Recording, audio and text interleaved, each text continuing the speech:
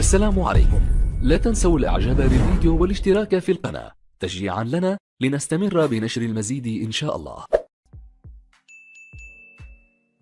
بصوا يا جماعة، احنا دلوقتي قلبين الغسالة، فكينا الباب طبعا زي ما قلنا قبل كده. ده بنفك الباب الفوقاني دايما لما بنحب نقلب الغسالة عشان الباب ما يتكسرش لما تقل الغسالة كله يجي، يعني يبقى على ناحية الغطا، فلازم نفك الغطا الأول.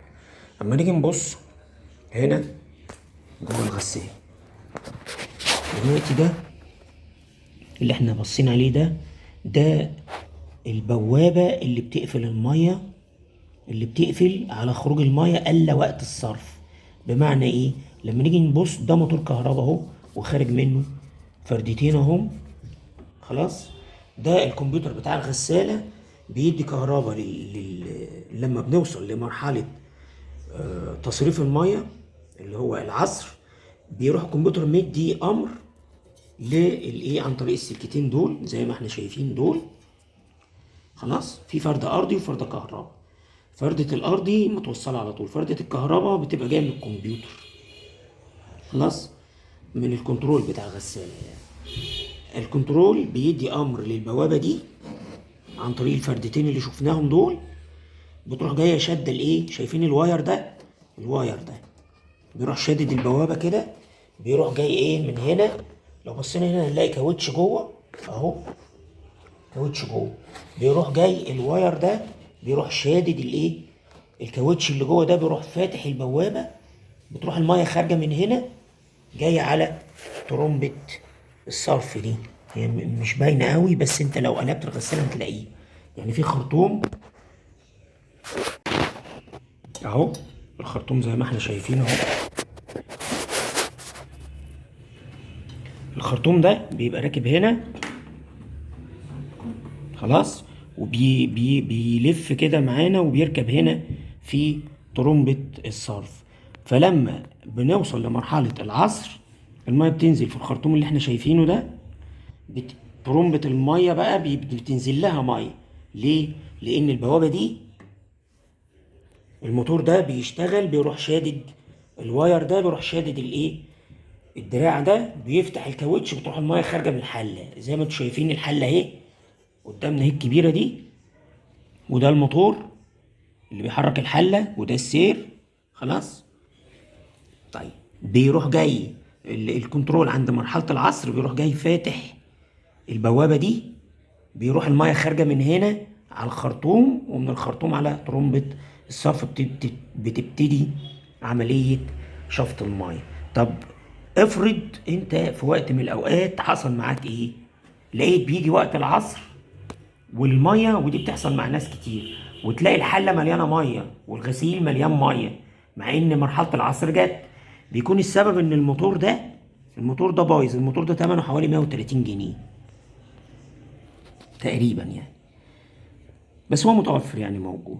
خلاص، بتفك الموتور ده بالمسمار ده والمسمار اللي الناحيه التانيه ده، واخد بالك، وتاخد الموتور ده وتروح تجيب زي. خلاص، الموتور ده بالكهرباء هو اللي ايه، بيفتح البوابه عشان الميه تخرج من الحله تخش على طرمبه الصرف عن طريق الخرطوم اللي احنا شايفينه ده. خلاص، يبقى احنا كده شرحنا المشكله لو الميه ما بتخرجش من الحله عند مرحله العصر في الغساله.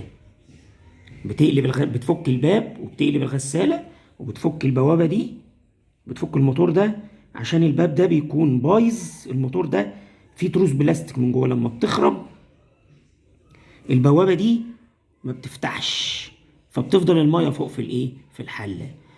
لما الموتور بيكون سليم والبوابه الكاوتش اللي جوه هنا دي بتفتح، الميه بتنزل على ترمبه الصرف.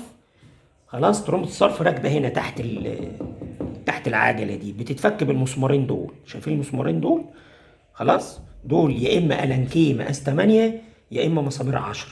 بتفك المسمارين دول انت لو حبيت تشوف ترمبه الايه، الصرف يعني. خلاص، الفتحه اهي، الخرطوم ده بقى الخارجي اللي جاي من هنا، وترمبه الصرف بتصرف فيه، وده اللي بيركب فين، في الفتحه بتاعت الماسوره بتاعت التصريف بتاعتك. خلاص، يبقى احنا كده شرحنا ايه، الدوره كامله. تمام. طيب،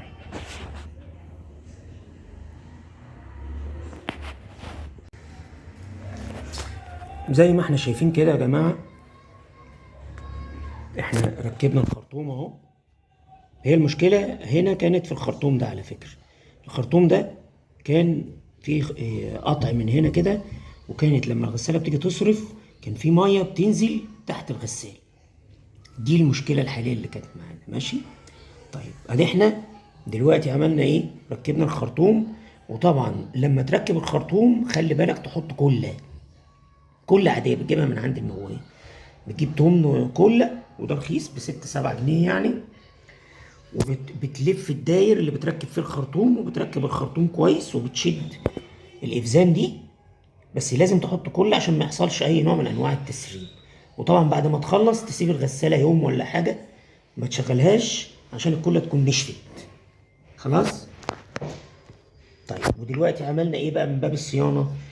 الكاوتشة دي بتخش هنا عشان تقفل المية بتاعت الايه؟ الغسالة. يعني انت اما تشوف هنا، شايف الكوع ده؟ الكوع اللي تحت ده، الكوع ده جاي من الحلة، والكاوتشة دي بتخش بتقفل الكوع طول ما الغسالة شغالة.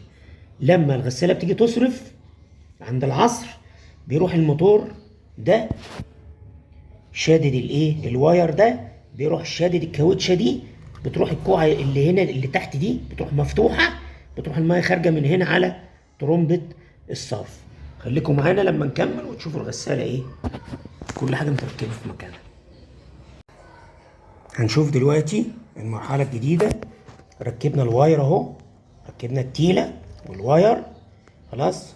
وادي الدراع اللي عليه الكاوتشة، وربطنا الصامولة البلاستيك دي. الكاوتشة جوه هنا. معلش دي ايه؟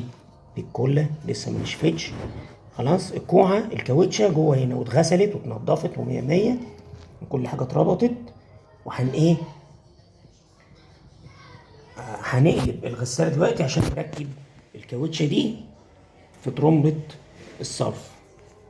برضو هنحط زي ما قلنا هنا في الجزء اللي جوه ده، هنحط كلة قبل ما نركبها في الفتحة بتاعة ترمبة الصرف. هنقلب الغسالة واوريكم هنعمل ايه. قلبنا الغسالة زي ما انتم شايفين كده. خلاص. دلوقتي في حاجة برضو عايزين نقولها، انك انت افرض ان انت في مرة لقيت قدامك الصمام بتاع المية بيفتح ومفيش مية بتنزل. غالبا بيكون السبب، شايف الفلتر الاحمر ده او الازرق؟ الاحمر ده بتاع المية السخنة اهو. بصوا شايفينه؟ ده فلتر. خلاص نوريهولكم ثانية. بصوا الفلتر ده بيتكتم احيانا، يعني انا هشيله دلوقتي. ليه؟ الفلتر ده لما بيتكتم بيخلي ضغط المية ضعيف. خلاص. فانت لما بتشيل الفلتر ده بتخلي المية ايه؟ تخش ايه؟ وده والازرق ده بتاع فلتر المية السخنة. بصوا وسخ ازاي؟ ده طبعا مخلي المية اللي بتنزل على المسحوق ضعيفة جدا. فانت تشيل الفلاتر دي. دلوقتي هنشوف احنا ايه. ركبنا اهو الغسالة، وادي الخرطوم اللي اتغير. الخرطوم ده اللي اتغير. ولما نيجي نبص هنلاقي الخرطوم نازل اهو، المفروض بيركب هنا. خلاص. بس احنا ايه؟ هنقفل، هنحط كله وبتاع، وبعدين نصور لكم الخرطوم بعد ما يتركب. هنحط كله هنا كده على الجهاز ده. دي ترمبة الصرف اهي، والخرطوم ده هو الخرطوم اللي خارج بره على الصرف بتاع الشقة. خلاص. هندهن هنا كله، وهندهن الخرطوم ونركبه ونوريكم. زي ما احنا شفنا دلوقتي، احنا طبعا كأننا بنعمل صيانة كاملة للغسالة. شايفين اهو الهوت دي اللي بيركب فيها الخرطوم بتاع السخن، والكولد دي اللي بيركب فيها الخرطوم بتاع البارد. تمام. زي ما احنا شايفين دلوقتي اهو. خلاص. الخرطوم ركب والكلة محطوطة اهي. خلاص. طبعا زي ما قلنا